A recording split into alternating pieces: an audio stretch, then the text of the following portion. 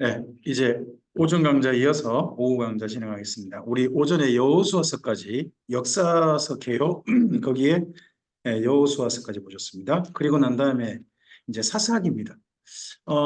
성경을 읽을 때 이스라엘 민족이 보면 왕이 좀 구분할 수 있도록 몇 가지 좀 이런 게 있는데요. 첫째는 3대 지도자가 있습니다. 이스라엘 민족을 3대 지도자 기억해 보시면 애굽에 할 수 있도록 애굽에 들어갈 수 있도록 도왔던 지도자가 누가 있죠? 요셉입니다. 애굽에서 나올 수 있도록 도왔던 지도자가요? 모세입니다. 가나안 땅에 들어갈 수 있도록 도왔던 지도자 여호수아. 그래서 이게 3대 지도자입니다. 3대 지도자가 됩니다. 그 다음에 사사도요. 사사도 성경이 사실 세 권이 됩니다. 사사가 시작은 온니엘부터 시작합니다. 시작하는데 사사의 마지막이 어디죠? 거기가 사무엘까지입니다. 사무엘까지예요. 그래서 사사기는 원래는 사무엘까지 이야기가 전체가 다 돼야 사사기가 끝납니다. 근데 마지막 사사는 또요. 사무엘 앞서서 사사도 한 분 있어요. 그분이 누구냐 그러면 엘리입니다. 엘리가 있고 그 다음에 사무엘이 있거든요.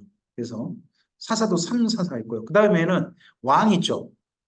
이스라엘 민족 전체를 왕으로 다스렸던 사람이 세 사람이 또 나옵니다. 사울, 다윗, 그리고 솔로몬까지입니다. 그래서 3대 지도자, 3사사, 그리고 3왕 이러면 오늘 이야기가 전체 다 끝나는 겁니다. 이제 그런 쪽으로 우리가 내용을 좀 정리해 보겠습니다. 사사기는 하나님과 이스라엘 민족의 가나안 땅의 초기 시작 생활입니다. 그 이전에는요, 족장이었죠. 아브라함 가정과 함께 사셨고, 이삭의 가정과 함께 사셨고, 그리고 야곱의 가정과 함께 사셨던 이야기입니다. 가정이죠, 가족, 족장의 이야기였습니다. 근데 여기 이제 사사기부터는 뭡니까? 민족이죠. 이스라엘 민족이 하나님과 함께 사는 이야기입니다. 민족으로서 가나안 땅에 드디어 살아보기 시작한 이야기가 사사기가 되는 거죠. 사사란 말은요, 쇼페트라는 말입니다. 쇼페트라는 말인데 이 말은 재판장이라는 뜻입니다. 재판장. 우리나라 말로는 재판관 이렇게 돼야 되겠죠? 근데 그 공동 번역인가? 그쪽에서는 판관기로 하는 것 같습니다. 판관. 우리 뭐죠? 뭘 열어라. 작도를 열어라. 예전에 그런 사람이 있었어요. 그러고 난 다음에 딱 던지면서 천 하는 그 판관 포청천? 예, 그런 그게 있었죠. 그게 판관이 나오는데 그 판관이 우리나라 말로 번역할 때 우리 성경은 사사로 번역하는 거예요. 어떠세요? 사사 그러면 재판관이라는 의미가 좀 떠오르세요? 그러니까 이게 조금 좀 그 본래의 의미하고 좀 다르게 번역을 해놓은 거죠. 사사란 말로 번역을 해놓으니까 뭐야 물론 사사란 말이 맞을 수 있어요. 맞을 수 있는데 우리한테 익숙하지 않다는 거죠. 일반적인 언어에 차라리 사사를 재판관이라고 번역이 났으면 좀 더 쉬울 수도 있겠다 하는 그런 생각도 좀 해봅니다. 근데 이제 사사의 일이 재판만 하지 않습니다. 전쟁이 일어날 때는 전쟁에 앞장서기도 하고요. 평소에는 행정 업무를 담당하기도 합니다. 그래서 사사를 요즘 우리나라의 그 행정 이름과 구집한다면 국무총리 비슷하다고 할까요? 대신에 행정만 하는 게 아니라 행정, 재판, 그리고 또 국방부 장관까지 겸한 그런 사람이다 생각하시면 되겠죠. 여기는 맨 먼저 이드로의 권면에 의해 가지고 모세 때 만들어졌죠. 모세 때 만들어졌고요. 그 다음에 모세 때 이어서 사사기 하나님까지 이어지는 게 재판관입니다. 이 땅의 재판을 사람이 합니다만 언젠가 재판은 누가 하실 것이다. 하나님의 재판받을 것이다 해서 마지막 재판관, 결국 궁극적인 재판관은 하나님이 되십니다. 그리고요, 백보자 심판이 있습니다. 그때 우리 성도는 두 가지 재판을 받을 겁니다. 사람들은 첫째는 유죄냐 무죄냐 재판을 받을 겁니다. 사람들이. 그중에서 무죄 판결 받은 분도 있죠. 무죄 판결 받는 분들에게 저는 상해 심판이 있다고 생각합니다. 상해 심판. 나머지는 유죄 판결 받은 사람들은 그 벌에 따라서 불못에 던져지게 되겠죠. 이걸로 하고 무죄 판결 받은 사람들은 하나님 안에서 그 삶을 전체를 살펴보고 자기 몫을 따라 상을 받게 될 겁니다. 사사시대를 정리해보면 사사기 온열부 삼손까지 있고 룻기도 사실은 사사기입니다. 사사시대 어느 날이고 그리고 사무엘상 첫 머리에 있는 엘리 사무엘 때까지가 사사기라는 겁니다. 사실은 사사기 그러면 우리는 사사시대 그러면 사사기라고 한 성경만 생각하시면 안 된다는 겁니다. 어디까지? 사무엘 때까지가 사사 이야기다 하는 생각을 가지고 읽으셨으면 좋겠습니다. 사사시대의 그 언어는 사사기에 보면 네 가지 특징 언어가 나옵니다. 이 언어는 기억하시고 본문을 읽으셨으면 좋겠습니다. 첫 번째, 사사기 1장 21절입니다. 보시고 읽어주실까요? 베냐민 자손은 예루살렘에 거주하는 여부수 족속을 쫓아내지 못하였으므로 여부수 족속이 베냐민 자손과 함께 오늘까지 예루살렘에 거주하니라. 여기 쫓아내지 못했다는 말이 1장에 계속 나옵니다. 1장의 반복형입니다. 왜요? 이것 때문에 그 다음 영향받거든요. 자, 우리의 삶도 마찬가지인 것 같습니다. 하나님 안에서요, 우리의 삶이 하나님과 함께하는 삶으로 정확하게 정리가 되어지면, 특히 과거에 완전히 버려지면요, 매이지 않습니다. 근데 우리가요, 예수님 만나기 이전에 살았던 삶으로 그전에 마땅했지만, 그때는 그게 옳다고 생각했지만, 이전에 예수님 만나고 난 다음에 이건 확실하게 내 삶에서 없어져야 된다, 버려야 된다는 것을 안 버리고 가만히 놔두면요, 그게 반드시 매이게 됩니다. 여기가 쫓아내지 못했단 말이 바로 그러한 의미로 이스라엘 민족에게 그 다음 가시가 돼버리고 마는 그런 사건이 있게 됩니다. 그 다음에 두 번째 사사기 2장 10절입니다. 읽어주실까요? 그 세대의 사람도 다 그 조상에게 돌아갔고 그 후에 일어난 다른 세대는 여호와를 알지 못하며 여호와께서 이스라엘을 위하여 행하신 일도 두 가지를 알지 못한 거죠. 하나는 여호와를 알지 못했고요. 또 하나는요. 행하신 일도 몰랐어요. 근데 누구냐 그러면 그 후에 일어난 다른 세대입니다. 사사기 특징이 뭐냐? 사사기의 1세대는 하나님을 경외한 사람들입니다. 1세대는 하나님을 경외했어요. 근데 그들 자손 그 다음부터 하나님을 알지 못하고 하나님 행하신 일도 몰라요. 이게 문제입니다. 뭐가 안 됐다는 이야기죠? 교육, 계승이 안 됐다. 신앙이. 지금 어떻습니까? 여러분 집하고 뭐 자녀들이 있는 집들을 좀 비교해 보면 부모님 세대가 신앙생활을 열심히 성실하게 하신 분들 그 신앙이 자녀들에게 잘 물려주고 있습니까? 자녀들은 좀 곁길로 가는 경우가 제법 있습니까?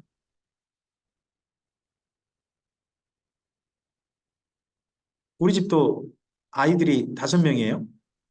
5명 아이들 가운데 그 신앙 하나님을 정말 평생 우리가 세상을 떠나도 저하고 집사람 세상을 떠나도 하나님을 성실하게 하나님으로 믿고 살겠다 하고 믿어온 아이가 5명 다가 아니에요.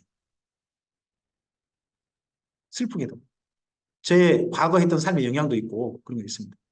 근데 여기 사사기를 보면 우리 진짜 심각하게 생각해야 됩니다. 1세대는 잘했는데 그 다음 세대부터 하나님 몰라가지고 사사기라고 하는 시간이 무려 3, 400년 이른단 말입니다. 3, 400년. 이게 뭐로 출발하냐 그러면 1세대가 신앙교육을 제대로 안 했다는 데 출발하고 있다는 겁니다. 이걸 우리가 좀 잘 봐야 합니다. 그 다음에 사사기 4장 1절입니다. 또 여기 이제 사사시대에 반복되고 있죠. 읽어주실까요? 에웃이 죽으니 이스라엘 자손이 또 여호와의 목전에 악을 행했다. 여기 목전이란 말은 눈앞에서는 뜻이죠. 눈목이 앞전이니까. 그러면 하나님께서 쳐다보고 계시는데 쳐다보고 계신데도 뻔뻔하게 악을 행했다는 겁니다. 이런 경우 있죠. 네. 뭐 아이들이 개인 습관을 따라 담배를 피울 수도 있죠. 근데요, 애들이 부모님 생각하면 한 가지 예의는 갖춰주죠. 어디 앞에서는 담배 안 펴요? 아버지 앞에서는 그래도 그거 안 하려고 합니다. 왜요? 그 아버지에 대한 예의라고 생각하니까요. 그죠? 그 다음에, 술은 누구한테 배워야 한다고 예전에 이야기합니까? 다들 기독교 집안에서는 잘 모르십니까? 아버지한테 배워야 한다라고 그렇게 배웠던 것 같습니다. 저는 그렇게 됐던 것 같습니다. 그래야 예의를 갖춘다. 그런 거 아닙니까? 근데 보통 아버지하고 자식이 술 겸상을 안 하죠. 술 취하고 나면 사람 이상해집니다. 그래서 그거 안 하려고 하지 않습니까? 왜죠? 왜 그렇죠? 그만큼 배려하는 거 아닙니까? 근데 이스라엘 민족은 하나님이 쳐다보고 계시는데 그 앞에서 뻔뻔하게 악을 행했다는 겁니다. 이게 뭐예요? 여기 사사기 반복이에요. 살만하면 또 그 짓거리하고, 살만하면 또 그 짓거리하고, 이 그 짓거리가 좋은 짓거리가 아니니까 제가 그 짓거리 표현했습니다.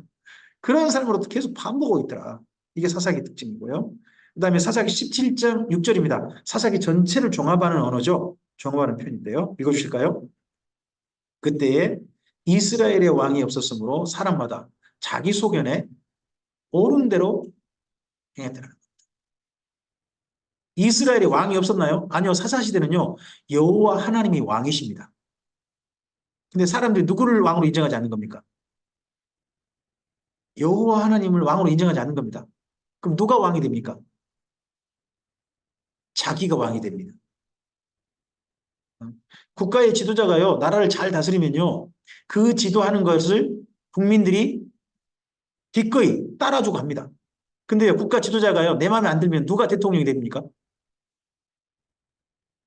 갑자기 대통령은요. 안주거리가 되고요. 자기가 대통령이 됩니다. 나라면 나라 이렇게 다스렸겠냐면 이런 식으로 됩니다. 그렇지 않습니까?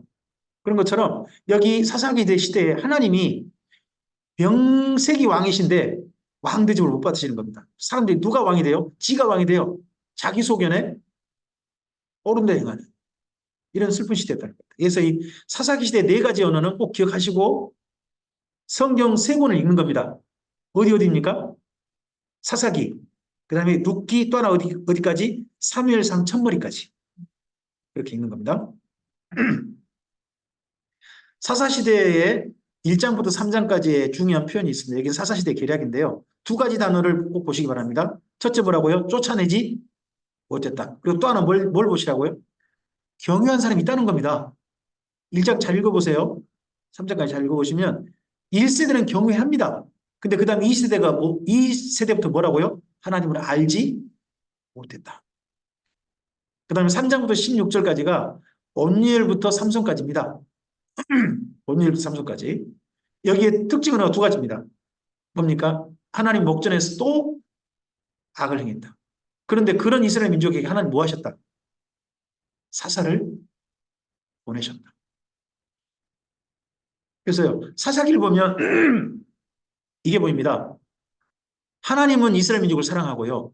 이스라엘 민족은 하나님을 사랑하지 않았습니다. 슬프기도 그렇게 정리할 수밖에 없습니다. 그게 사사기입니다.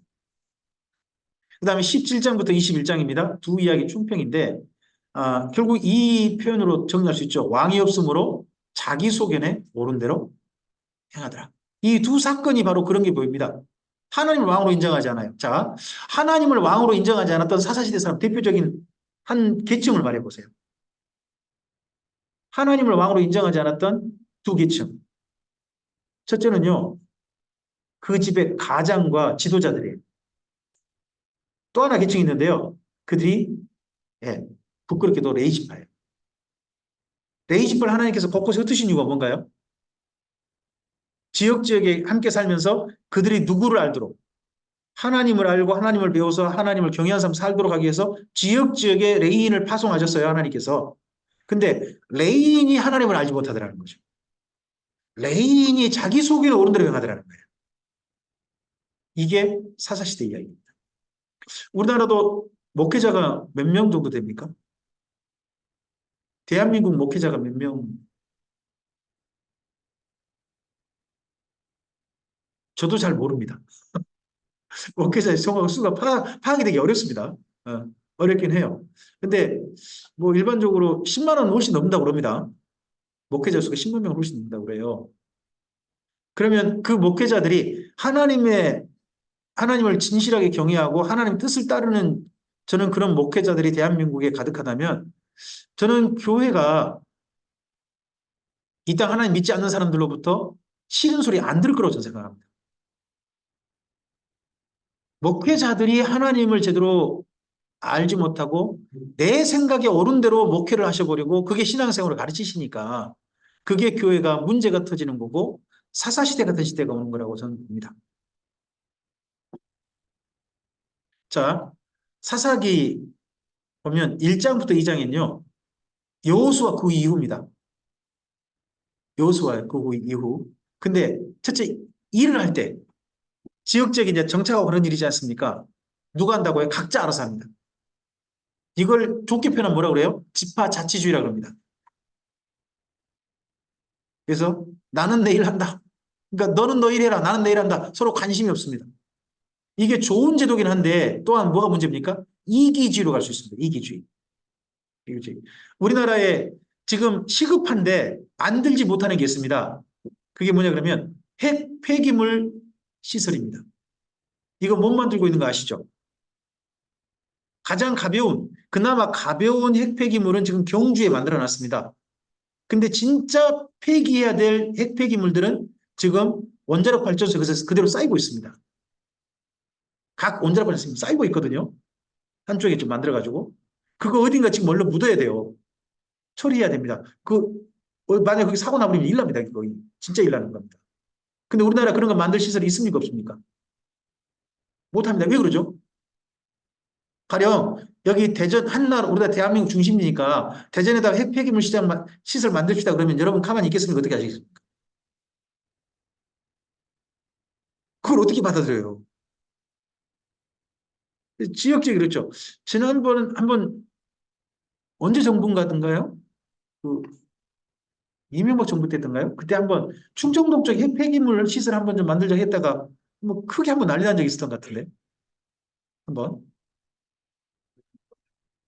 하여튼 이 근처 뭐 어디 한번 만들자 했다가 날라가지고 그냥 유야무야 됐던 적이 한번 있었던 걸로 지금 뉴스 그 전에 기억합니다. 이거 안 받아들인 거죠? 이게 뭐죠?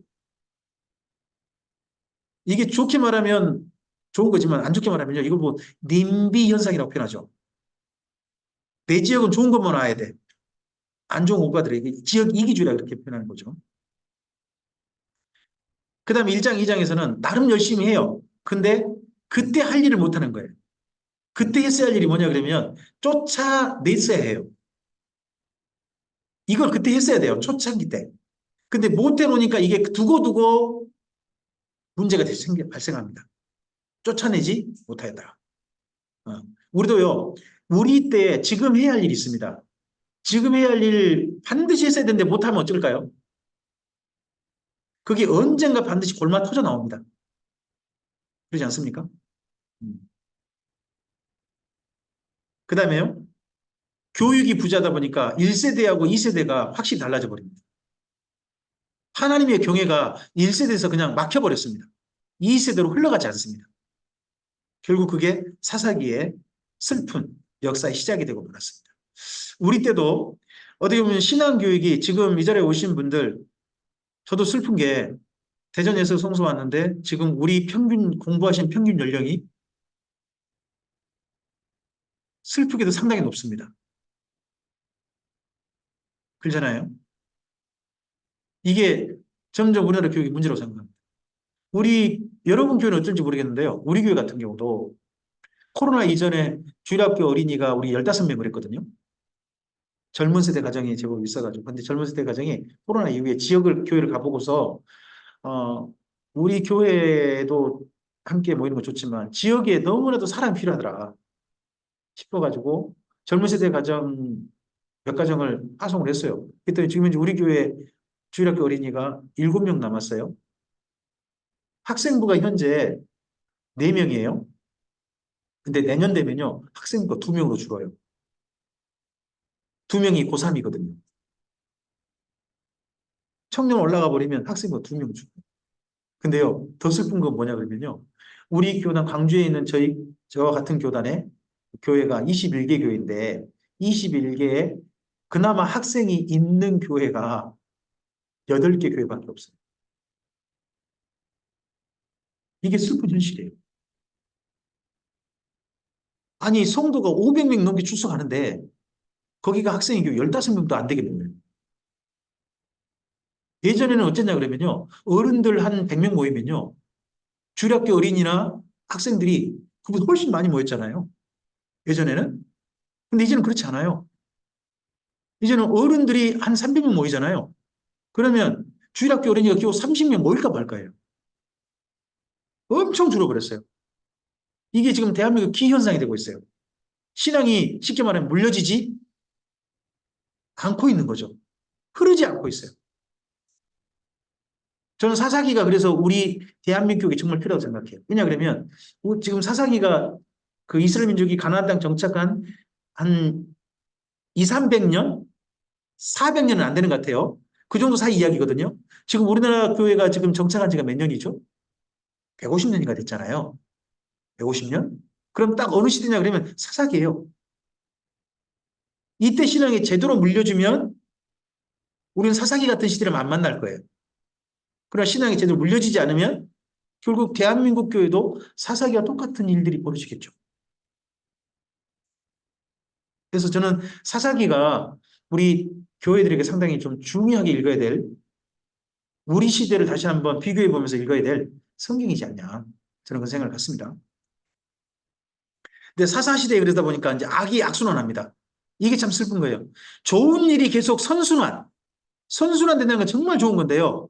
문제는 뭐냐? 악순환이 문제인 거예요. 악순환. 악순환은 반드시 병폐를 만들어 오고 문제를 가져옵니다. 자, 악순환에 두 단어가 있습니다. 여기 가운데 있는 단어 좀 첫 번째 읽어주시겠습니까? 그들 가운데 그 하면서 이게 악순환의 중요한 단어입니다. 또 두 번째요. 여호와의 복전에서. 그 누구 가운데 그 하면서요? 쫓아내지 못한 사람들 가운데 거였어요. 아니, 쫓아내지 못한 사람들이 이스라엘 민족 가운데 거한 게 아니고요. 이스라엘 민족이 그들 가운데 거예요. 그럼 누가 주류예요? 그들이 주류예요. 이스라엘 민족은 굴러온 돌에 불과해요. 그러다 보니까 주류에게 휩쓸리는 거죠. 이게 슬픈 일 됐죠. 그러다 보니까 이스라엘 민족도요, 심지어 이스라엘 민족마저도 하나님의 목전에서 악을 행하다. 뭐, 저 사람들 악을 행하는 건 괜찮아요. 원래 그런 사람이니까. 예? 하지만 누구마저도 악을 행하더라. 하나님을 믿는다는 사람들마저도 악을 행하더라. 이러면 이건 슬픈 일이죠. 그게 여기 사사기의 악의 악순환이에요. 이걸 우리가 좀 읽어봐야 돼요. 자, 우리는 어떠세요? 교회가 지금 선순환되고 있나요? 악순환되고 있나요? 이런 것도 우리가 좀 진단을 해봐야 돼요. 이런 걸 읽으면서. 다른 데 안 가더라도 우리 교회는 그럼 어떠지? 아니, 우리 집은 어떠하고 있지? 하는 걸로 비교해서 읽어봐야죠. 필요가 있는 겁니다. 그리고 사사진 그러면 왜 이런 슬픈 시대가 왔을까? 한 8가지 원인이 있다고 봅니다. 1번 읽으시겠습니까? 토지 분배로 힘이 분산됐습니다. 그러니까 이스라엘 전체가 땅을 차지한 게 아니라 니네 집파는 니네 집파 일 알아서 해. 이게 힘이 분산됐다는 거예요. 그다음에 두 번째요. 예. 그다음 힘이 약하니까 주류 세력이 못 된 거예요. 비주류가 된 거죠. 이게 꼭 문제예요. 그다음 세 번째요. 그 땅 거민과 동가가 마침내 어떻게 돼버렸어요? 그쪽 사람이 되고 말았어요. 어떠세요? 교회에 다니는 분들이 하나님을 믿는 분들이 민들 때문에 이 땅에 있는 사람들이 하나님 믿는 사람처럼 되나요? 아니면 교회 다니는 분들이 교회 안 다니는 사람처럼 돼가나요? 둘 중 어느 나라가 우리나라 현재 모습인가요?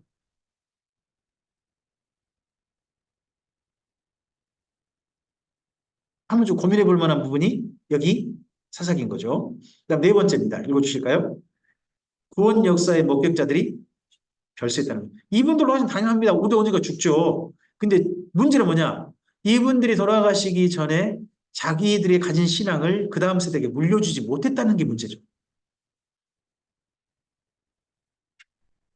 다섯 번째입니다. 성경을 통독하지 않았습니다. 이게 모세가 하라고 했던 것.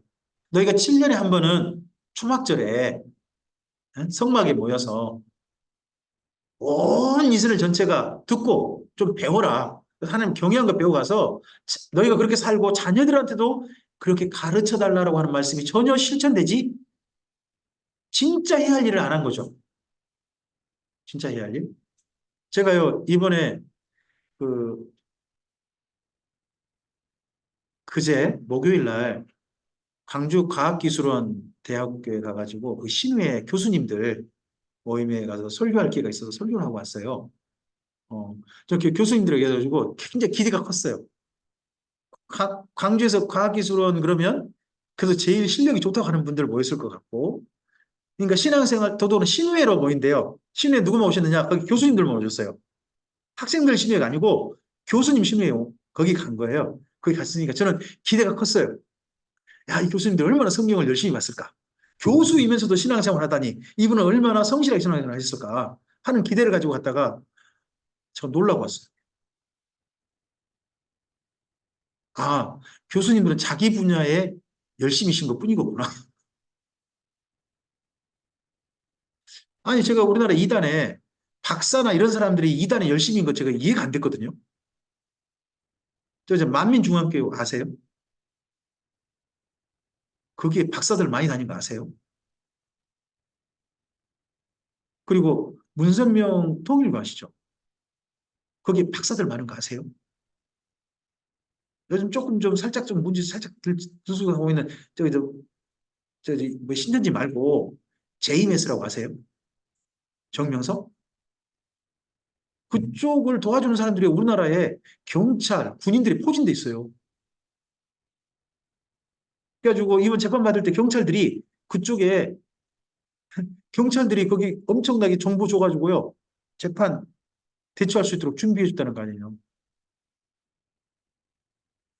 그 사람들 보면 우리나라에 그래도 공부 좀 했다는 사람, 그래도 좀 지성이 있다는 사람, 법도 안다는 사람 그런 사람들이잖아요.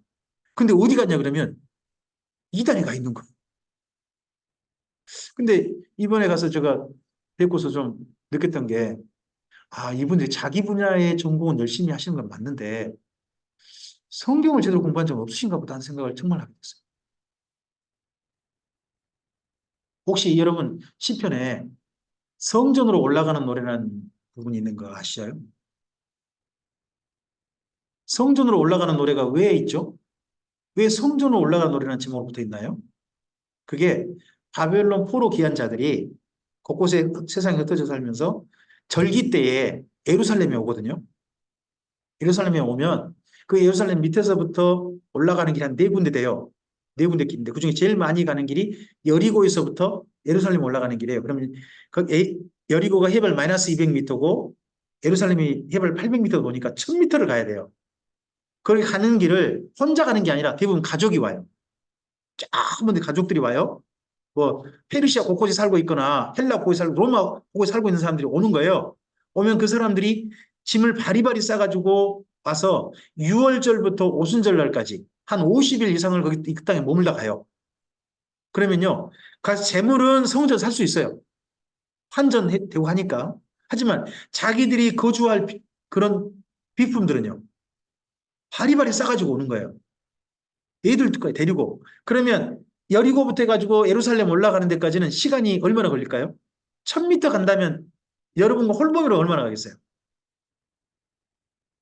홀몸이면 반나절이면 넉넉해요. 1000m도 넉넉합니다. 제가 저기 이제 무등산 중봉이라든지 서석대를 가봐서 압니다. 한 1000m 올라가거든요. 근데 반나절이면 충분히 올라갑니다. 그냥 홀몸만 가면. 근데 가족들이 다 함께 한다면 어떻게 될까요? 힘든 거예요. 저녁 늦게까지 가야 돼요. 또 낮에 땡볕인데. 그럼 그때요. 중간 너무 힘들죠. 걔들이 또 엄마 왜 올라가? 가자. 집에 가자. 아, 올라가기 싫어. 이런 말 할 거 아니에요. 그럼 그 중간에 누가 오냐 그러면 레이인들이 와요. 성전에서 파송을 해요. 그럼 레이인들이요. 그 오는 사람들과 함께 올라가면서 도와주고 하면서 중간 쉴 때 노래를 불러줘요. 그 노래가 성전에 올라가는 노래예요. 그러면 성전에 올라가는 노래에는요. 뭔 노래가 들었겠어요? 그동안 고생 많았죠. 이런 이야기 들을 거예요. 언젠가 당신들 그 억울하게 했던 거 하나님 원수 갚아주실 겁니다. 이런 이야기도 해주고요. 그리고 또 어디를 예루살렘 바라보셨죠? 곧 예루살렘 봅니다. 예루살렘을 더욱더 그리게 하는 그런 기도 있고요. 그리고 또 그들을 가족들을 그런 가운데 하나님을 성실하게 섬기던 가족을 축복하는 시도 있어요. 가족 축복하는 시가 시편 127편, 128편이에요. 그래서 마침 가정의 달이고 해서 그 두 개를 가지고 그분들과 만났거든요. 근데 그분들이 이 시편이 왜 있는지, 성전에 올라가는 노래가 뭔지, 그게 또 복이라는 단어가 사실은 우리나라 뭐 그냥 복받으라는 단어가 아니라 사실 단어가 세 개나 쓰였고, 그것도 에세르가 있고, 바라크가 있고, 토브가 있고 하는 거에 대해서는 교수님들인데 선이해가 없으셨어요. 그런 바람에 제가 한참 본래 설교 시간을 20분 내로 하려고 했는데 나중에 놓고 보니까 30분 넘어버리더라고요. 그런 설명을 자꾸 하다 보니까.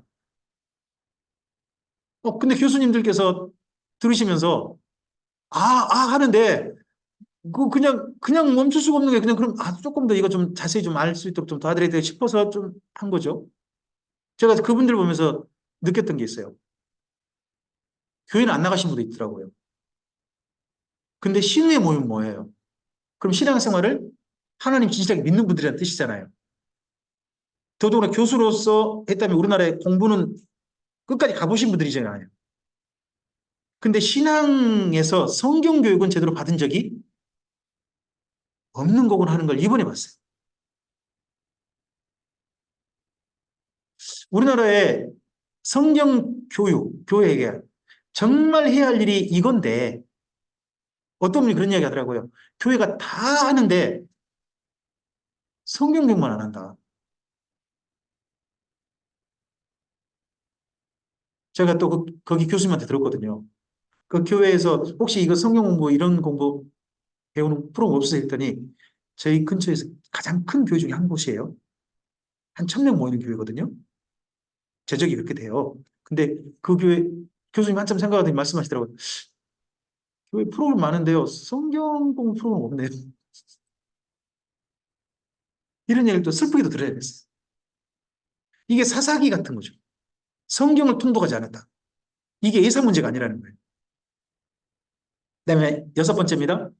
여호수아의 전체를 지도하는 지도자가 없다는 거죠. 이런 시대가 한 3, 400년 가버려요. 이게 큰 문제를 가져옵니다. 그다음에 일곱 번째입니다. 에브라임 지파가 대접만 받으려 했다는 거예요. 에브라임 지파 말씀드렸죠. 이 당시에 성막이 있던 지파가 어느 지파라고요? 실로 에브라임 지파라니까요. 그럼 누가 이스라엘민족 전체의 장자 역할을 해줘야 돼요? 에브라임 지파거든요. 장자 역할을 해야 되는데 장자 노릇만 하려고 했다. 장자 대접만 받으려고 했다는 거예요. 이게 참 또 슬프죠. 그다음에 여덟 번째요. 마지막에 나온 이야기입니다. 레이 지파가 역할을 하지 않았다. 이런 문제가 사사기의 슬픈 시대로 옵니다. 지금도 보면요.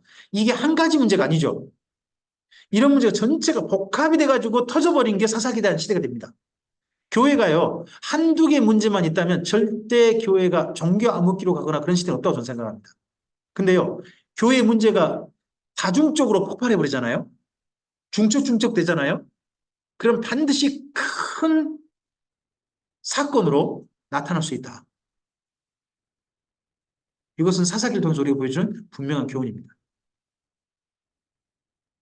이스라엘 민족의 사사들이 뭐 어떤 분은 200년, 어떤 분은 400년 보니까 2, 3, 400년 그 사이에 나온 사사들입니다. 이 사사 가운데 여기 가운데 갈릴리 호수에서 사해까지 이 중간 넘어 요단 동편에서 야일과 입다가 나왔습니다. 나머지는 대부분 다 요단 서편, 지중해변 이쪽 가까운 이쪽에 사사들이 많습니다. 그러면 2, 300년 동안 어디가 문제가 많이 터졌다는 겁니까? 힘든 일과 어려운 일이 언덕이 많았다는 이야기예요. 요단 건너 이 편이 힘들고 어려운 일이 많았다는 뜻입니다. 근데 이 중에서요, 한 지파가 사사가 많이 나와야 됩니다. 근데 사사가 한 명도 안 나온 지파가 있어요. 여기 지파 가운데서. 이사갈이나 시므온 말고요. 그 지파가 에브라임입니다. 사사기 2, 300년, 400년 사이에 에브라임에서 집 사사가 한 명도 안 나왔어요. 이거 예사 문제가 아닙니다.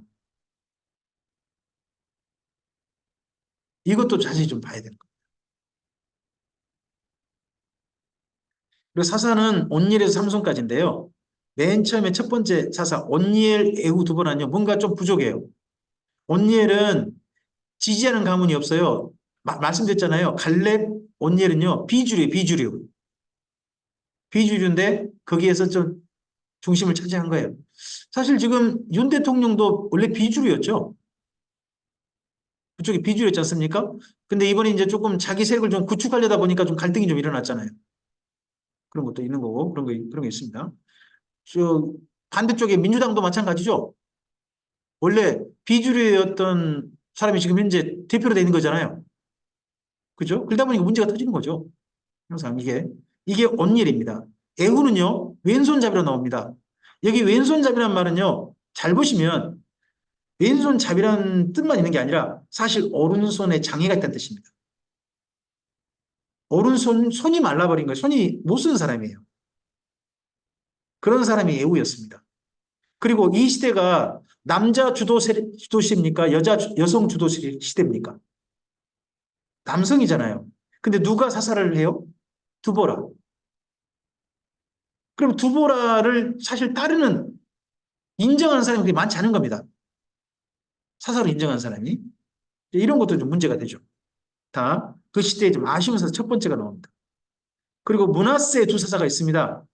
기드온이 있고 입다가 있습니다. 서와 동에 두 사람이 있는데 항상 이 므낫세 두 사사가 나오면요. 에브라임이 꼭 반발합니다. 에브라임이 꼭 태클을 겁니다. 그리고 나실인 한 명 사사가 있죠. 그가 누굽니까? 삼손입니다. 단지파에서 나왔고요. 여기 이스라엘 민족이 도저히 반응이 없는데 하나님께서 부탁하셔가지고 이 사사가 등장했습니다. 그럼에도 불구하고 삼손은 이름의 뜻대로 되지를 못했습니다. 이름의 뜻이 삼손이요. 작은 태양이라는 뜻입니다. 작은 태양. 작은 태양이라는 뜻인데 그 어두운 종교 암흑기에 좀 빛을 좀 비춰라 하는 뜻으로 이렇게 하시던 것 같아요. 근데 사사인 삼손이 빛을 못 비추죠. 이게 슬프죠. 근데요, 더 슬픈 일이 나중에 등장해요. 자, 이스라엘 민족 가운데요, 참빛으로 오신 분이 있죠. 예수님이십니다. 근데 이스라엘 민족이요, 참빛이 비추었는데 어둠이 깨닫지 못하더라는 또 슬픈 또 이야기가 그 다음에 또 이어집니다. 어떻게 보면 삼손은 나중에 등장하실 예수님의 작은 단편적인 그림자 같은 이야기 일부입니다. 물론 이 사람은 빛도 비춘 적은 없습니다. 그런 사사 역할만 했지 그런 부분이 있습니다만은 하여튼 좀 그런 게 있습니다. 여기가 바락과 시스라의 전투에서 다볼산입니다. 여기 이때 사사가 누구죠? 두보라. 저 뒤에 산 한 개 살짝 올라와 있잖아요. 올라와 있어서 여기가 다볼산 여기입니다. 이 넓은 평지에서 여기서 전투가 있었던 거죠. 그러다 보니까 시스라의 주무기가 뭐였죠? 성경 읽어보면 병거입니다. 병거. 병거. 우리 같으면 탱크나 전차 그런 거잖아요. 그런 게 활약하려면 어디 해야 돼요? 이런 평지해야 되잖아요. 평지. 그래서 이 평지에서 전투가 벌어졌는데 바락이 이겨버린 겁니다. 하나님이 도우신 거죠. 이곳이 다볼산입니다.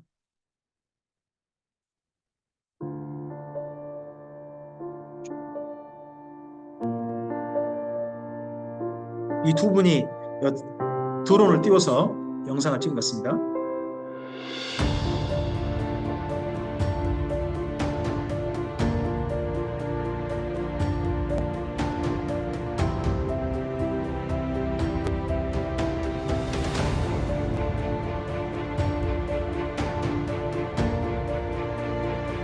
무화과 나무죠. 다볼산 꼭대기에 저렇게 전망할 수 있도록 관광객이 오면 좀 하시는 그런 시설이 좀 있는 것 같고요. 다볼산이 상당히 좀 비탈져 있어서 이렇게 패러글라이딩이라든지 이런 걸 좀 하는 모양입니다. 이 길 딱 꼬불꼬불한 길을 올라가고 내려가고 할 때 지금 풍경이 괜찮았을 것 같습니다.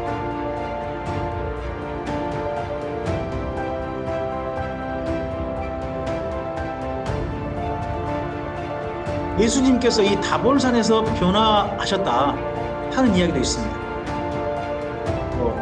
그 변화산이 어딘지는 지금도 합니다만 그 중에 한 곳이 다볼산입니다.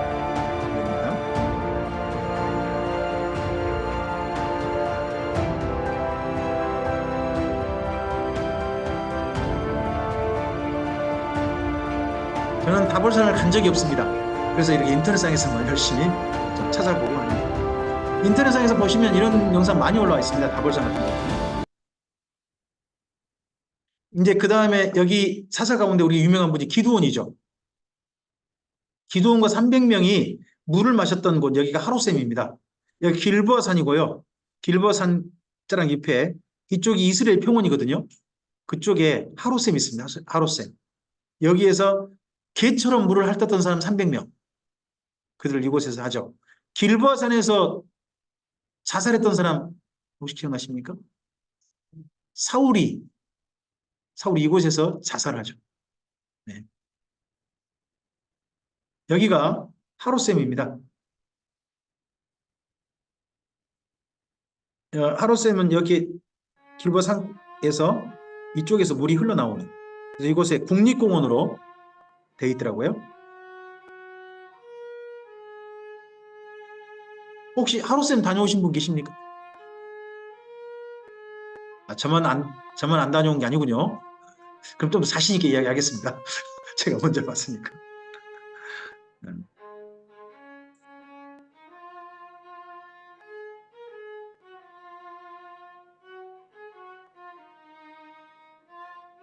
여기서 물이 흘러나오는 겁니다. 이 산 바위 쪽에서 흘러나와서 이쪽 되고, 이 뒷산이 아, 길보산인 거죠.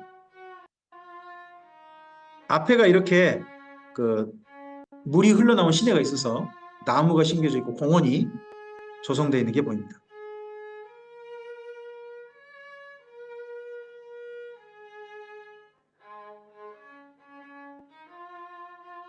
이 물이 기드온 때도 흘러나왔고 지금도 흘러나오니까 적어도 3,000년 넘게 흘러나오고 있는 거 아닙니까?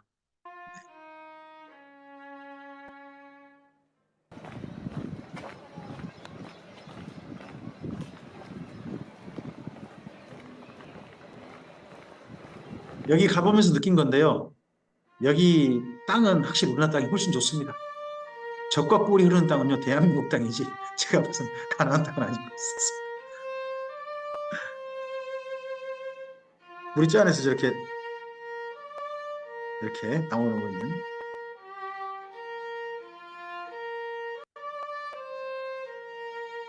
네, 넘어가겠습니다. 이 사사시대에 반복할 때 하나님의 마음이 어떠했을지, 똑같은 기대했는데 또 실망을 주고 또 실망을 주고 또 실망을 주고 하면 나중에는 서로 간에 상처가 남게 되죠. 혹시 부부싸움을 해보신 적이 있으시죠? 조 목사님 때문에 부부싸움 안 하셨죠? 그냥 웃지요? 근데 부부싸움 많이 해보신 분들은 혹시 느끼는 건데, 그 사람하고 싸우면 싸울수록 실망감이 있는 게 있습니다. 사람이 하나도 안 달라졌다, 막 이런 이야기. 저 사람이 세상에 나를 그렇게 경험하고 지금도 똑같네. 막 그런 그 이야기를 할 때 제가 들을 때가 있어요. 제가. 집사람하고 저하고 이야기하다 보면 벽을 느끼는 것 같습니다. 늘. 어떤 벽을 느껴가지고 내가 괜히 또 말했다고. 이런 말도 참 많습니다. 근데 그래 놓고 그 다음에 또 말합니다. 이게 참, 저 싸움을 하지 말아야지, 그러면. 근데 그런 분이 그냥 하나님 같긴 합니다. 여기도 사사시대에 하나님께 참 슬픈 일을 겪으시는데요. 여기 그게 10장에 나옵니다. 입다라는 사람이 등장할 때입니다. 입다가 살아서 등장할 때 그때 이야기인데요. 한번 읽으실까요? 이스라엘 자손이 다시 여호와의 목전에 악을 행하여 바알들과 아스타롯과 아람의 신들과 시돈의 신들과 모압의 신들과 암몬 자손의 신들과 블레셋 사람들의 신들을 섬기고 여호와를 버리고 그를 섬기지 아니하므로 여호와께서 이스라엘 뭐 하사? 자, 이전에 여기 사사시대의 이야기 가운데 하나님이 진노하셨다는 표현은 있지 않아요. 근데 여기 10장에 가면 하나님께서 심지어 뭐 하셨다? 진노하셨다는 표현이 등장해 버려요. 그럼 이때 하나님의 마음, 감정이 느껴지죠. 혹시 이전에 이 사사기 이전에 하나님이 진노하셨다, 이스라엘 민족이 진노하셨다 그러면 언제가 떠오르세요? 그때가 언제냐 그러면 모세 때입니다. 모세가 십계명 받아서 내려올 때 밑에서 우상 만들어 섬겨갈 때 있잖아요. 그때 하나님께 진노하셨다고 되어 있습니다. 그래가지고 모세에게 뭐라고 하십니까?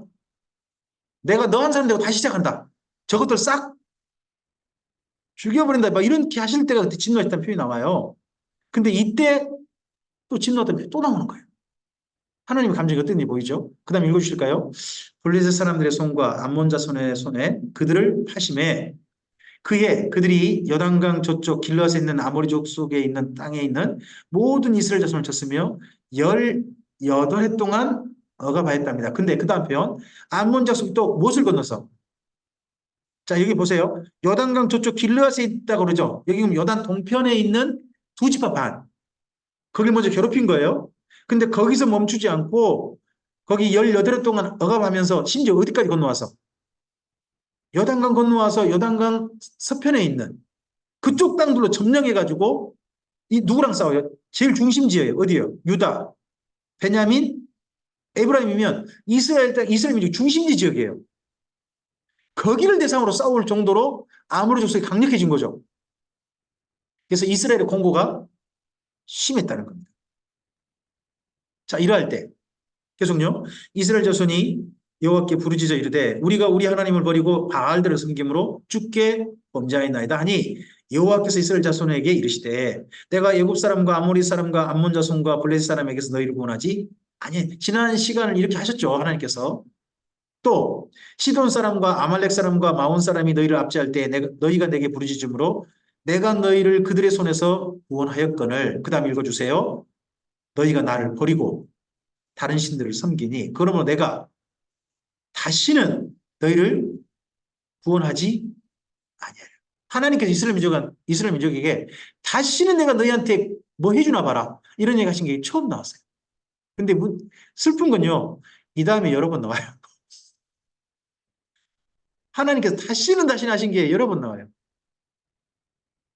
자, 하나님은 거짓말 하실 수 있는 분인가요? 못 하시는 분인가요? 말씀하는 대로 이루시는 분인가요? 말씀하는 거 모른 채 하시는 분인가요? 그러면 내가 다시는 너희는 구원하지 아니하리라 이러셨다면 이 다음에 하나님이 구원하시면 돼요, 안 돼요?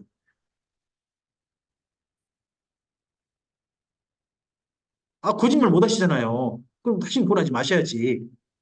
이제 이스라엘 버렸어야 되지. 그죠? 그런데 이 다음에 또 이스라엘 민족을 또 보살피시거든요. 그럼 이 단어가 뭐란 거예요? 우리 성경을 읽을 때 이걸 꼭 확인하셔야 되는데, 이걸 꼭 구분하셔야 되는데, 그게 뭐냐 그러면요. 성경의 언어 가운데 하나님이 정말 감정을 빼시고, 진실하신 하나님으로서 이야기하신 게 있어요. 그럼 반드시 이루어져요.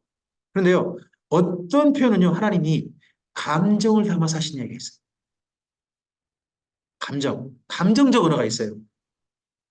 그 언어를요, 교리적 언어로 해석하면 안 돼요. 그 언어를. 이 부분도 마찬가지예요. 이건 교리 언어가 아니고요. 하나님의 감정이, 그때 심정이 그러신다는 거예요. 혹시 여러분께서도 감정이 막 들끓어 올라가지고 그런 생각 해본 적 있어요? 내가 저 사람과 다시는 이야기 해봐라.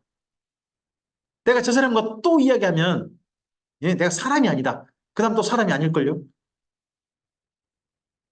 또 이야기하고 계시는 여러분을 발견하지 않나요? 또 누구한테, 애들한테 제 집사람이 그런 이야기 저는 몇 번 한 거 봤거든요. 내가 다시는 너한테 용돈 주나 봐라. 지금도 주고 있던데? 그게 무슨 언어예요? 감정이죠. 그때 감정이 이 정도 있다는 그때 감정이. 성경에 이때 하나님의 감정이 이 정도 있다는 거예요. 이 정도셨다. 그만큼 이스라엘 민족이 악한 일을 한 거죠. 하나님의 감정은 이렇게 폭발할 정도로 이 일을 만들었으니까. 예? 자, 그 다음 계속 읽어보실까요? 가서 너희가 택한 신들에게 부르짖어 너희 환난 때 그들이 너희를 구원하게 하라 하신지라. 그럼 하나님 안 도와주시겠다. 네 저 신 좋다며. 바알이 좋다며. 바알한테 가지 또 나한테 오냐? 바알한테나 가라. 이러신 분이 하나님이시라는 거죠. 계속요. 이스라엘 자손이 여호와께 여쭈되 우리가 범죄하였사오니 주께서 보시기에 좋은 대로 우리에게 행하시려니와 오직 주께 구하옵나니 오늘 우리를 건져내옵소서 하고 자기 가운데서 이방 신들을 제하여 버리고 여호와를 섬기며 여호와께서요 이스라엘의 공고로 말미암아 마음에 에이 하나님 이러시면 돼요 안 돼요? 좀 전에 감정적으로 나왔죠. 진노하셨다며요. 또 다시는 내가 너희 구원하라 이러셨잖아요. 근데 순식간에 하나님이 또 어떤 마음을 드셨어요? 이스라엘 민족 때문에 걱정하는 마음이 드셨다는 거 아니에요? 우리가 하나님이 이러시는 하나님이니까 용기를 내서 하나님께 나가는 겁니다. 우리의 잘못을요, 정말 냉철하게 다 따지는 그런 하나님이시라면요, 그 누구도 하나님 앞에 설 수 없을 것입니다.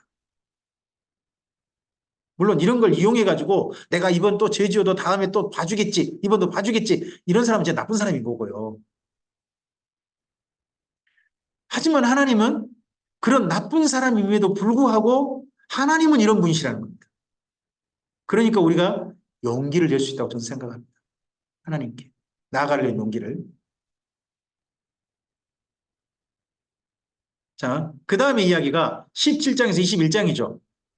거기 이야기는요, 사사기 뒷부분 정리이야기인데 슬픈 이야기입니다. 참 창피한 이야기일 수도 있어요.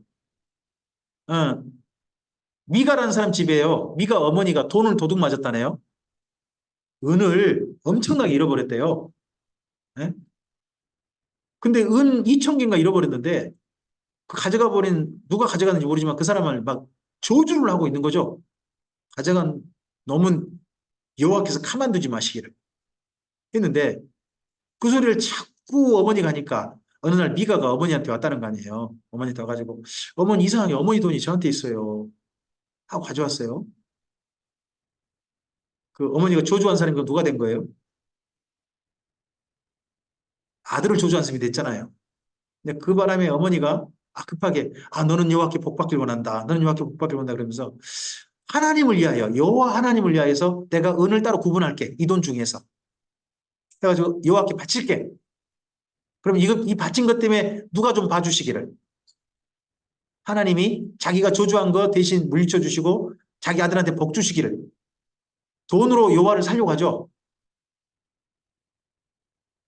어떠세요? 하나님은 우리 헌금의 액수와 헌금하는 거 봐가지고 잘해주시고 잘못해주고 그런 분이신 맞나요?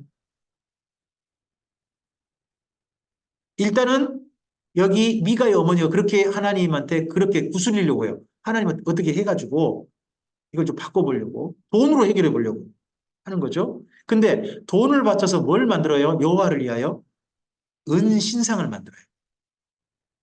은신상? 은신상이 어떻게 생겼을까요? 잘 몰라요. 하지만 이 신상이 저 위에 단까지 올라가거든요. 라이스라는 거 단. 근데 단에다 나중에 그 여로보암이 금으로 신상 세우죠.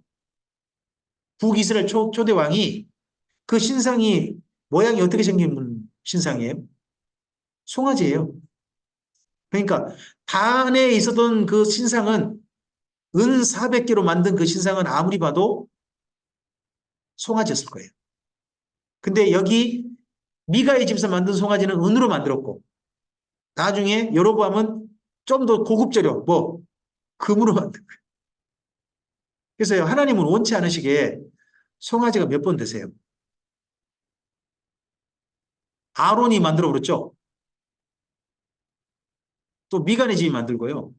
여로보암이 만들어요. 하나님은 그렇게 하지 말라고 했는데 근데 이게 이렇게 만드는 그 어머니가 미가가요. 그게 누구를 위해서 한 일이라고 생각하냐 그러면 이렇게 신상 만들어 바치는 것이 섬기는 것이 여호와를 위한 일이라고 생각을 해요. 이게 참 무서운 것 같아요. 우리가 어떤 신앙이라는 명분으로요 하는 일인데 어떤 일을 하는데 그게요 나는 이게 누구를 위한 일이다 이게 내가 이렇게 하는 것이 누가 기뻐하실 일이다. 하나님이 기뻐하실 일이라는 생각을 가지고 열심히 해요. 또 우리 가르쳤으니까. 근데 그게 사실은 하나님께서 진노하실 일을 열심히 했다 그러면 하나님 앞에 언젠가 섰을 때 얼마나 부끄러울까요?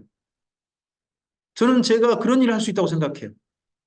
우리 성도들에게 뭔가 열심히 하자고 하는데 이거 꼭 합시다 하는데 그게 나중에 하나님 앞에 가보면 정말 부끄러운 짓거리를 제가 열심히 하자고 촉구하고 권하고 했을 수도 있다고 생각해요.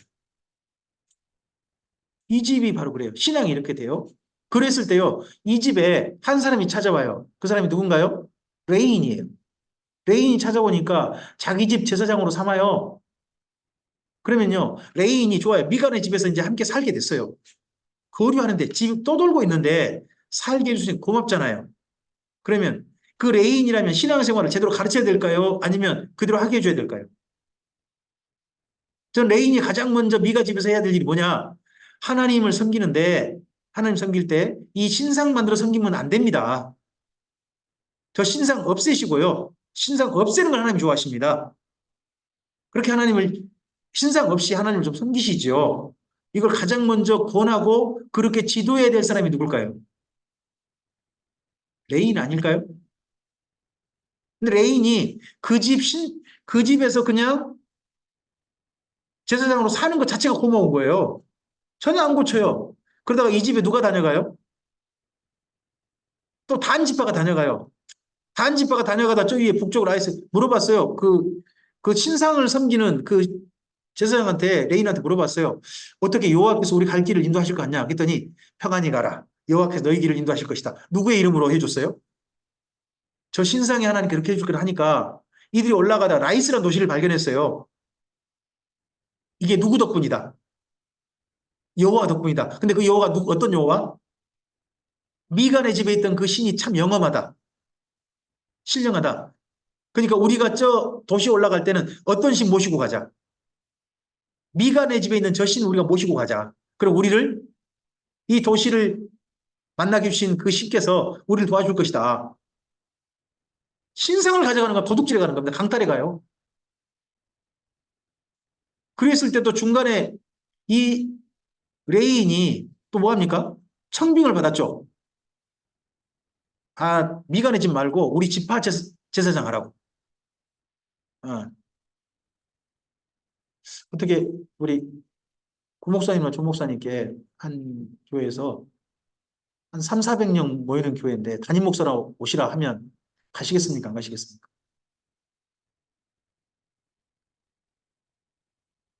단 조건이 있습니다. 아, 그동안 교주 이단을 섬겼던 교회입니다. 교리는 조금 성도들을 가르칠 때 교주 이단 교리, 비유풀 이런 거 열심히 해주시고 그것만 조건만 지켜주신다면 우리 교회에 오셔서 3, 400명이면 사립이 괜찮겠죠? 사택도 줄 거고 돌아가실 때까지 우리 교회에서 담임 목사를 모시겠습니다면 가시겠습니까? 안 가시겠습니까? 고민을 해봐야 될 문제죠. 생계가 달렸는데. 이분이 그 이야기를 듣고 따라갑니다. 그래가지고 단지파가 나중에 아수르에 잡혀갈 때까지 그 단지파가 그 신상을 섬겼다는 겁니다. 잡혀갈 때까지. 단지파가 잡혀갈 때 언제냐 그러면 아수르 때거든요. 그럼 아수르 이전에 북이스라엘 차지가 돼요. 그럼 단지파에 있던 그 신상이 금으로 바뀌었다는 거 아닙니까? 그 전에 송아지 없고 그때 송아지였다는 이야기입니다. 결국은 송아지를 누구라고 부르면서 살았어요. 나라가 망할 때까지 여호와라고 부르면서 사는 겁니다. 단지파가. 누구 덕분에? 이 레인 덕분에. 한몫한 거죠. 근데 그 레인이 이 짓거리를 했다고요. 여기 사사기는 실명을 거론해 버렸습니다. 그가 누구더라고요? 모세의 손자 요나단이라는 겁니다. 누구의 손자인데 이 짓거리를 하더라. 어떠세요? 신앙 명문이면 그다음 후손들이 하나님 잘 섬기겠어요? 안 섬기겠어요? 아니 모세 손자인데 이러더라 하는 이야기가 이 속에 있는 거예요. 처음 이야기. 그 다음 이야기가요. 에브라임 지파 제사장입니다. 자, 에브라임 구석진 곳에 살아요. 그러면요, 에브라임은 사실 별 볼 일 없는 제사장인 겁니다. 근데 어느 지파를 등에 업고 있어요? 에브라임 지파. 그래서 이 사람이 자기 그 첩 들였다가 그 첩 들인 첩의 기부하에서 강간당하고 해가지고 죽죠. 했을 때 에브라임 지파를 등에 업고요. 전체 이스라엘 12지파를 소집합니다. 만약에 레인이요, 자기 그냥 권위로 소집했으면 사람들이 안 왔을지도 몰라요. 근데 어느 지파가 소집하니까? 레이 지파가, 여기 에브라임 지파가 소집하니까 다 온 거예요. 온 사람들한테 명분을 내세웠죠. 저 베냐민의 기부와 저놈들 가만두면 되겠어, 안 되겠어? 내가 이런 일을 당했는데. 해가지고 그 덕분에 이스라엘 11개 지파하고 베냐민 지파 사이에 전쟁이 벌어지고 말잖아요. 결국 그래서 수많은 이스라엘 민족이 죽었고요. 베냐민 지파도 엄청 죽었죠. 심지어 여자 어린이까지 다 죽었어요. 베냐민 지파는. 누구만 남았어요? 남자 600명만. 자기들이 이제 정신 차려놓고 보니까 자기들이 사실 자기 민족 지파를 다 없애버린 거 아니에요. 통곡하면서 그때서 정신 차려가지고 이때 우리 함께 안 한 지파가 안 하는 도시가 어디에 해가지고 두 도시 또 찾아가지고 두 도시 싹 사람 죽이고 여자들만 400명 데리고 왔죠. 또 베냐민 지파에게 주고, 근데 200 부족하잖아요.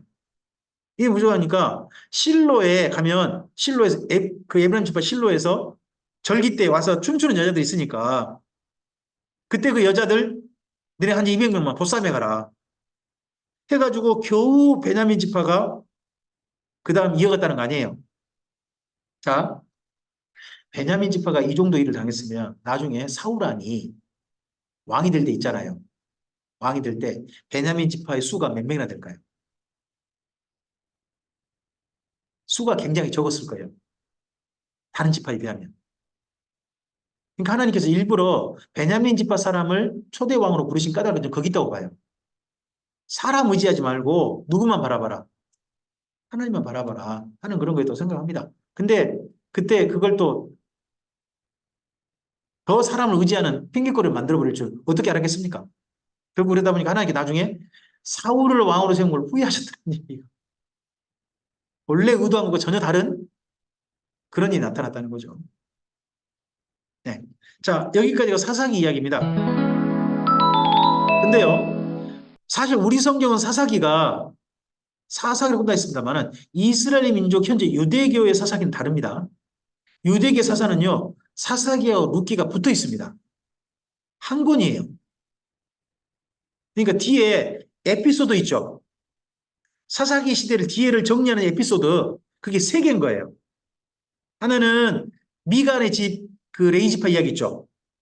그 다음에 베냐민 집합 곤란 이야기. 거기다 하나 더 붙어 있는 거예요. 그게 뭐예요? 룻기가 붙어 있는 거예요. 그렇게 되어 있습니다. 그러니까 사사기 시대 이야기인데 맨 끝에다 뭘 붙여놓은 거예요? 그래도 희망이 있었다. 우리가 이 모양 이꾸면 하나님은 우리를 그냥 완전히 버렸을 텐데 그래도 그런 가운데서도 하나님을 진실하게 사랑하는 사람들이 그래도 몇 사람 있었다. 이들 때문에 하나님께서 우리를 버리지 않으시고 그 다음 우리에게 기회를 주셨다는 이야기가 사실은 사사기 룻기인 거죠. 사사기 중에 룻기. 자, 사사기를 읽을 때는요. 첫째, 1번을 꼭 기억했으면 좋겠어요. 사사기의 세 번째 에피소드라는 거예요. 우리는 룻기가 현재 별개 성경이잖아요. 원래 별개 성경이 아니라는 겁니다. 그냥 사사기의 맨 끝에요. 그리고 사람을 대조해요. 여기 룻기는 그 당시 우리 좀 전에 보았던 사사기 시대 사람 있잖아요. 사람 이스라엘의 왕이 없으므로 사람들만 자기 소견에 옳은 대로 행했다 하는 사람 있죠. 그런 사람이 여기 룻기에 나와요. 한번 룻기에서 읽어보시는 거예요. 아, 이 사람은 하나님을 왕으로 섬긴 사람이 아니라 자기 소견에 옳은 대로 행하고 있는 사람이구나 하는 사람이 뭐일 거예요? 그런 사람을 찾는 거고 그와는 달리요. 하나님을 알든 모르든 하나님의 뜻을 받들어 살고 있는 사람이 있어요. 대표적인 사람이 누군가요? 보아스와 루시죠. 그게 비교가 됩니다. 그래서 그 시대 사람들은 자기 생각에 옳은 대로죠. 근데요, 하나님의 뜻대로 사는 사람의 가장 중심은 뭐냐 그러면 사랑이에요. 사랑이 결국은 중심이 됩니다. 그리고 모압의 구원을 어떻게 하라고 했죠, 하나님께서? 특히 모세를 하는 말이, 하신 말씀이 모압은 10대가 지나도 여호와의 총에 들어오지 못한다. 영원히 들어오지 못할 것이다. 하는 거였죠. 그런데 모압 여인 룻이 어떻게 되나요? 구원받는 자 속에 들어왔다는 거. 이것도 우리 좀 생각해 볼 만한 부분이죠. 그 다음에 이 가문을 통해서 누가 태어납니까? 다윗입니다. 이때 두 가문이 나와요. 엘리멜렉 가문이 나오고요. 보아스의 가문이 나옵니다. 어느 가문은 대가 끊겨버리죠? 엘리멜렉 가문은 대가 끊겨버립니다. 보아스의 가문은요. 대가 끊길 뻔했다가 이어진 것 같습니다. 이것 또한 하나님의 개입하심이고 또 신문대로 구독하시는 거라고 저는 봅니다. 여기 룻기에는요. 뭐가 보이냐 그러면 두 사람의 만남 가운데 하나님이 개입하고 계시더라는 거예요. 자, 룻이 시어머니와 자기 살 걸 위해서 보리 이삭을 주러 가죠. 보리 이삭을 주러 갈 때 나 오늘은 보아스의 밭에만 갈 거야 라고 한 게 아닙니다. 이 밭 저 밭 다 다닌 겁니다. 다니다가 마침 우연히 어느 밭에 이르렀습니까? 우연히 보아스네 밭에 이르렀습니다. 근데 보아스는 그 밭의 주인입니다. 일꾼들이 일하고 있어요. 일하고 있다 보니까 새참을 가지고 온 것 같습니다. 새참. 새참 가지고 와서 일꾼들한테 축복하고 격려하기 위해서 마침 온 겁니다. 두 사람의 만남의 방법이 전혀 달라요. 한 사람은 우연히 왔고 한 사람은 여기를 딱 애초에 목적지라고 딴 데 안 가고 그리 온 겁니다. 근데 그 만남 가운데 누구의 개입이 있더라는 겁니까? 하나님의 개입이 있더라는 겁니다. 그래서 어떤 사람과 사람 만남 사이에도 저는 하나님의 특별한 어떤 만남에는 개입이 있으시다 하고 저는 믿습니다. 어, 우리들 만남도 우연 아니겠죠. 우연히 마침 오신 겁니까? 근데 우연이란 이름이든 마침이란 이름이든 그 넘어보면 하나님의 개입이라고 하는 큰 예, 공지 안에 그 원안에 우리들이 있다고 저는 생각합니다. 어, 여기 모함 여인에 대한 이야기 읽을 때 신명기 말씀이 좀 고려가 되지 않을 수 없습니다. 함께 읽어주시겠습니까? 암몬 사람과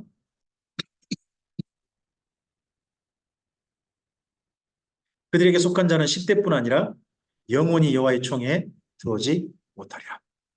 원래 이랬습니다.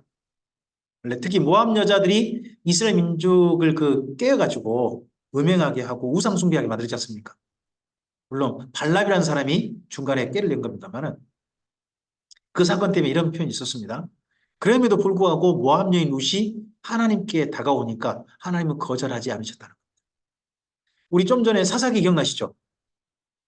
내가 다시는 너희를 원하지 않냐이라.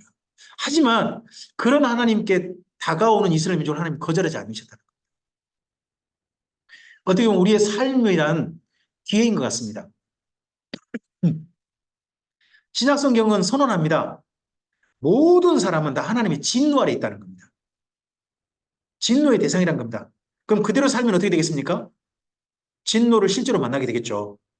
근데요, 우리의 삶이란 하나님, 예수님 안에서 진노를 피할 수 있는 기회라고 저는 생각합니다. 진노가 아닌 하나님께서 기뻐하시면서 손잡아 주신 삶으로 변화될 수 있는 기회가 저는 우리의 인생이라고 생각합니다. 그게 여기 루키의 모함 여인 룻과 함께 연결해 볼 수 있습니다. 참 아이러니한 게 있습니다. 모함 여인 룻이 책의 제목이 됐습니다. 이스라엘 민족 이름이 아니에요. 이게 룻이라는 이름 자체가 모함 여인 이름이란 말이에요. 근데 모함 여인이 주인공이고 모함 여인을 그대로 부른 책 한 권이 있다. 이스라엘 민족의 책 속에. 정말 생각해 볼 만하죠. 그래서 이스라엘 민족 책 속에요. 구약 성경 가운데 이스라엘 민족이 아닌 사람 두 사람 이야기가 있습니다. 한 사람은 여인으로서는 모함 여인 룻이고요. 남자가 있습니다. 그 사람이 욥입니다. 욥도 이스라엘 민족이 아니에요. 그래서 욥과 룻은 이스라엘 민족이 아닌데 책 제목으로 붙여줄 만큼 더더구나 이스라엘 민족이 의인으로 인정한 사람이 욥이 있습니다. 의인으로 인정한 사람. 네.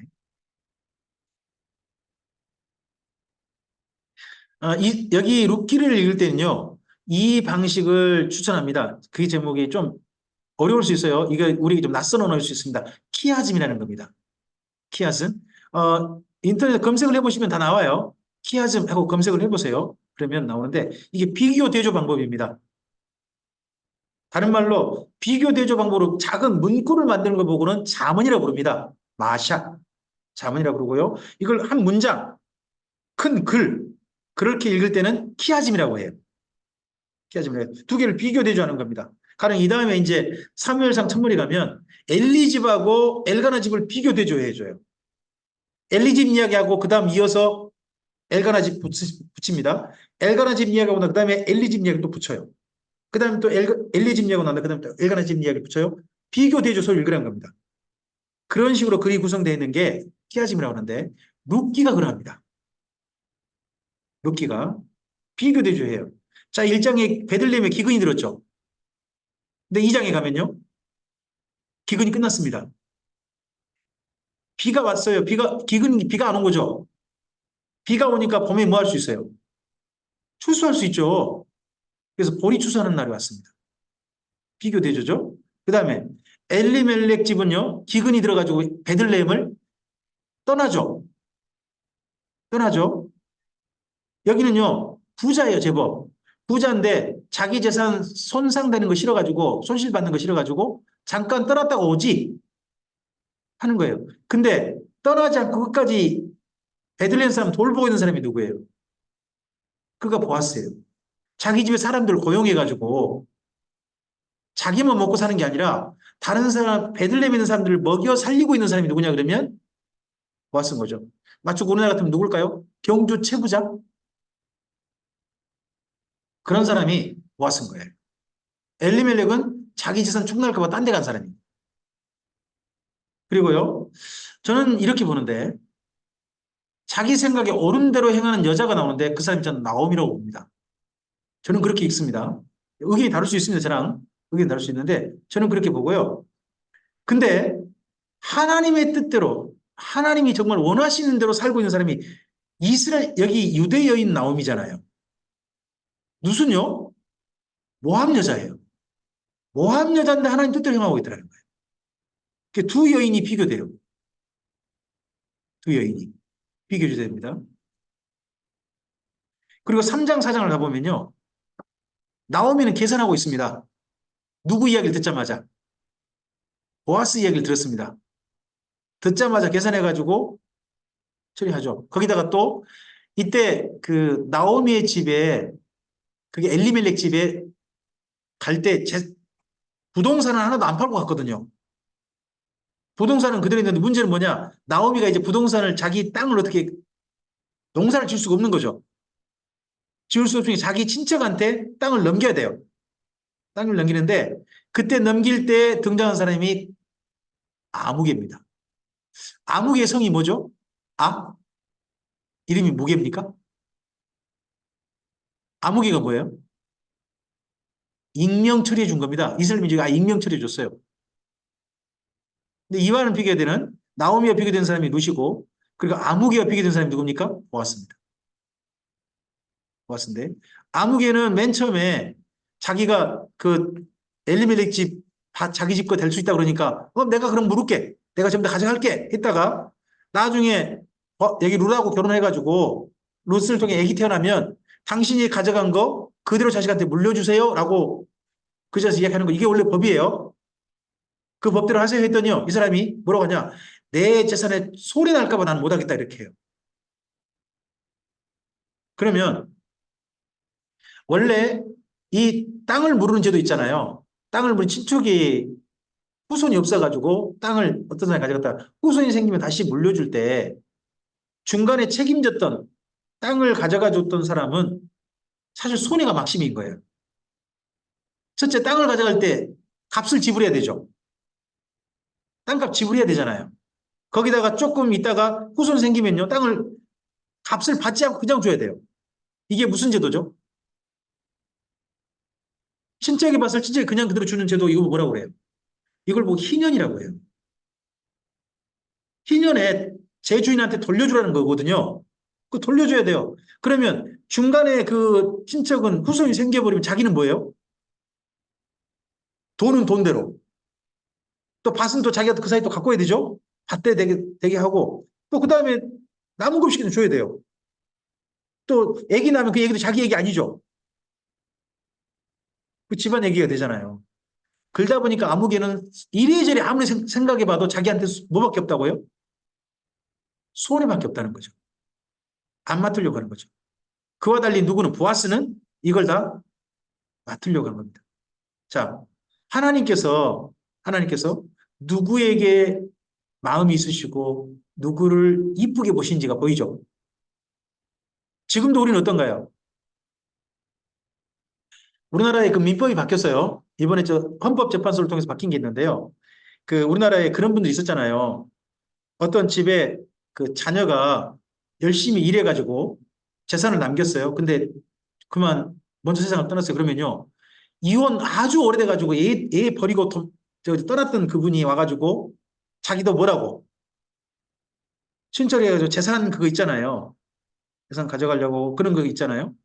이번에 헌법재판소 정식으로 하나 나왔어요. 그런 사람 재산 못 가져간다 이제. 거기다 하나 더 나왔어요. 부모님한테 그동안 사실 제대로 하지도 않았는데 자기가 자식이라는 이유로 아까 저 마지막에 꼭 재산 분할할 때 청구하는 사람도 있었단 말이에요. 그거 이제 못한다. 재산 어떻게 분할한다? 살아계실 때 부모님한테 자식들이 성실하게 한 사람이 먼저 우선권 줘준다 하는 걸로 정식 이번에 얼마 전에 헌법재판소 나왔어요. 전 제법 잘한 결정으로 생각은 해요. 근데요, 이번 결정 후에 부모님들한테 잘하는 자식들이 많아지겠죠.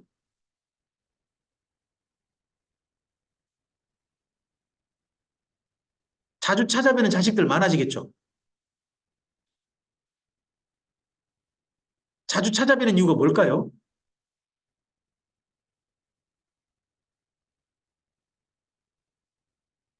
계산하는 것은 옛날이나 지금이나 어느 나라나 나한테 이익이 되는 거라면 하는 게 제법 좀 사람은 다 있는 것 같습니다. 자, 그 다음에 보아스가 루덱에 축복합니다. 여기 제가 유령남, 현숙녀라고 했는데 이게 다 뭐냐 그러면 능력 있는 남자, 능력 있는 여자라는 원래 표현입니다. 능력 있는 남자, 능력 있는 여자라는 표현입니다. 그럼 둘 다 뭐냐 그러면요. 둘 다 나름 집안에 기여가 높은 사람이라는 뜻입니다. 높은. 우리 저 루술 받을 때 너가 현숙한 여인 줄 다 안다고 그렇게 표현돼 있죠.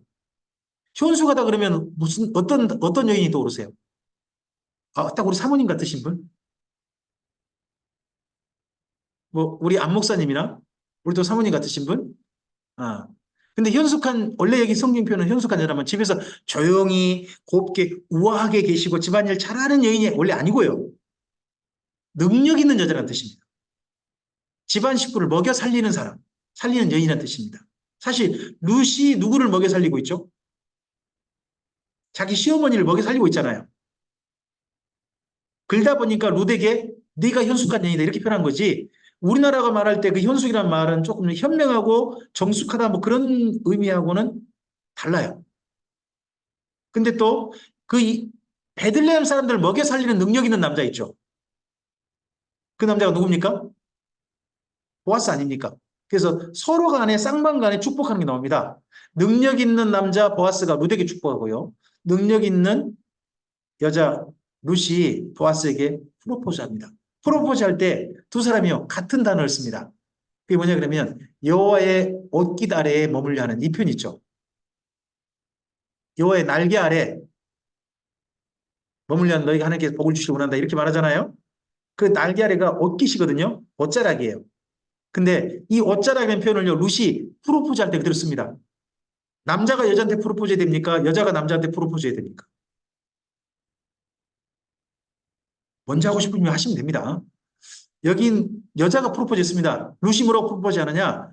당신이 말한 여호와의 날개 그늘 아래 그 아래 온 사람이라고 했는데 당신이 바로 내게 여호와의 날개 그늘이 되어 주십시오라고 그렇게 프로포즈합니다.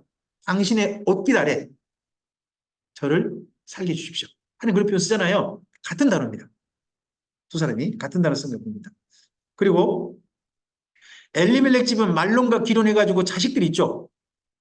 근데 끊어져 버리죠. 대가. 원래 그리고요. 룻이 결혼하면 누구 집이 대가 이어져야 되죠? 룻이 결혼했어요. 그럼 누구 집이 이어져야 돼요? 원래 엘리멜렉 집이 이어져야 돼요. 그러잖아요? 근데 엘리멜렉 집은요 사라져 버리고요. 누구 집이 이어지느냐? 보아스의 집이 이어져요. 이게 또 거기 베들레헴 사람 다 인정했던 거겠죠. 양쪽 집 그러면 저는 이렇게 생각합니다. 보아스의 집도 후손이 없었을 겁니다. 그러니까 보아스의 집에 갔을 거라고 저는 봅니다. 만약에 보아스가 이전에 룻을 만나기 전에 자식이 있거나 그랬다면은 저는 보아스 집에 굳이 그다음 오벳이라는 아이가 태어났는데 오벳이라는 아이를 굳이 보아스 집에 이을 필요 없다고 생각합니다.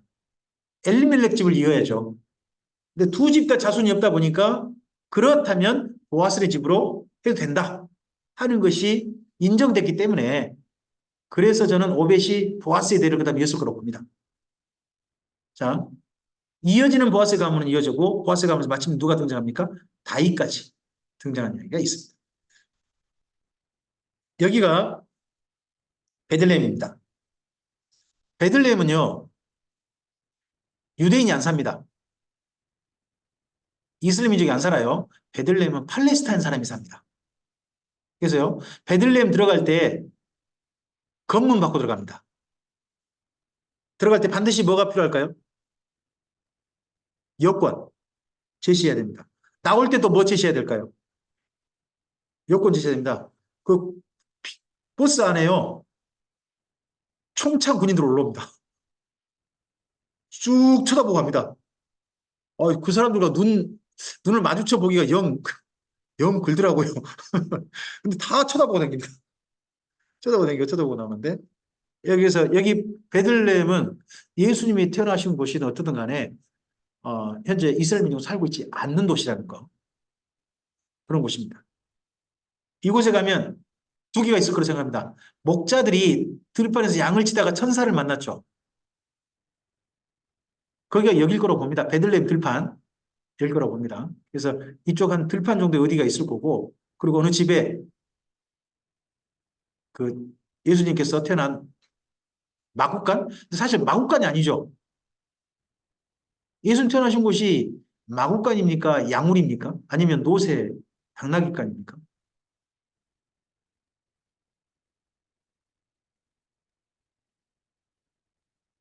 말은 비교적 있기 쉽지 않습니다. 그곳에. 있다면 지나다니는 어떤 사람들 운송용이나 이렇게 태우는 거라면 노새라든지 당나귀 같은 종류가 되고요. 그런 거 되고, 아니면 일반적으로는 양입니다. 양우리. 자, 그런 곳에서 태어났을 겁니다. 여기가 베들레헴 아침거리입니다. 이건 제가 찍었습니다. 여기 찍으신 분도 저하고 같이 함께 그때 성지순례 갔던 그분이고요. 이 아침에 가면 어디 가냐 그러면 예수님 탄생기념교회 갑니다. 탄생기념교회. 거기 가면 이게 있어요. 다윗의 우물이 있답니다. 이 다윗의 우물 때문에 혹시 에피소드 기억나십니까? 그 다윗의 용사 3명이 목숨으로 가가지고 물을 떠왔다는 거 아닙니까? 다윗이 그때 그 물을 바닥에 이거 피값이다. 내가 이 물을 어떻게 마시겠냐 했다는 겁니다. 자, 이 우물이 그 우물일까요? 아닐까요? 모릅니다. 그냥 그런다고 생각하고 옵니다. 그래서 사진 찍고 온 겁니다. 다윗한테 물어봐야죠. 이 물 맞아요? 물어봐야 되는데 하여튼 여기가 그렇게 돼 있습니다. 그리고 거기 가면 그들이 주식이 빵입니다. 이 빵. 아침빵이거든요. 빵 보시면 크기가 제법 커 보이죠? 여기 손 있지 않습니까? 손하고 비교해 보시면 제법 큰 빵이에요. 빵을 담백하게 여기 이렇게 불에 구워서 그렇게 나옵니다. 이 빵 가격 한 개 얼마일까요? 그리고 주인은요, 이 사람이 주인입니다. 이분은 손님이에요. 나 이분한테 가격 물어봤다가, 이분도 그러더라고요. 저도 손님이라고. 빵 사러 왔다고. 그렇게 이야기 들었습니다. 네. 이게 1달러입니다. 그럼 우리나라면 1,400원? 제가 여기 베들렘 아침 그 호텔에서 식사하는데, 이거 빵 사가지고 가가지고, 이거 먹고 나왔습니다. 너무 맛있어요. 정말 빵 맛있습니다. 한번 나중에 가신다면 거기 한번 그런 그 개인 경험으로 갔다 오시다 보면 딱 빵 굽는 데가 있거든요. 벌써 아침에 일찍 빵 굽는 데가 있습니다. 그러면 거기 가셔가지고 1달러, 제 때는 1달러였거든요. 그 정도 적은 돈 내시면 빵 한 개 구입할 수 있습니다. 몇 사람 먹을 빵 하시면 아마 거기 호텔에서 제공하는 빵보다 훨씬 맛있을 겁니다. 정말 맛있어요. 달지 않은데 맛있습니다. 우리나라 사람 달아야 맛있잖아요. 달지 않는데 진짜 빵이 맛있는 빵입니다. 자, 베들레헴 그쪽에 목자 기념교회 거기서부터 출발해가지고 찍은 겁니다. 원래 도시는 이 아래쪽에 형성되지 않습니다. 이 산 있죠, 산. 예전에 산 쪽에가 도시가 형성되는 겁니다, 마을이.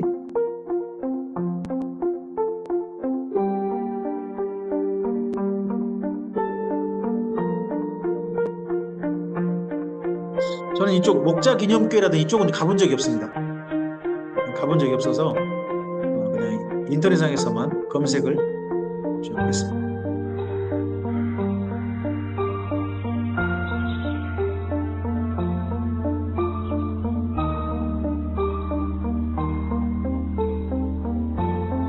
베들레헴 혹시 성지순례 다녀오신 분 계십니까?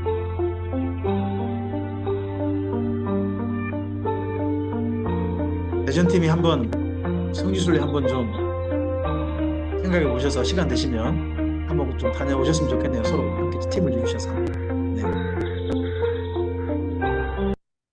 자, 그 다음 우리가 이어질 성경이 사무엘, 상서, 그 다음 이야기 될 겁니다. 이 이야기는 우리 쉬셨다가, 그 다음에 지금 2시 25분이거든요.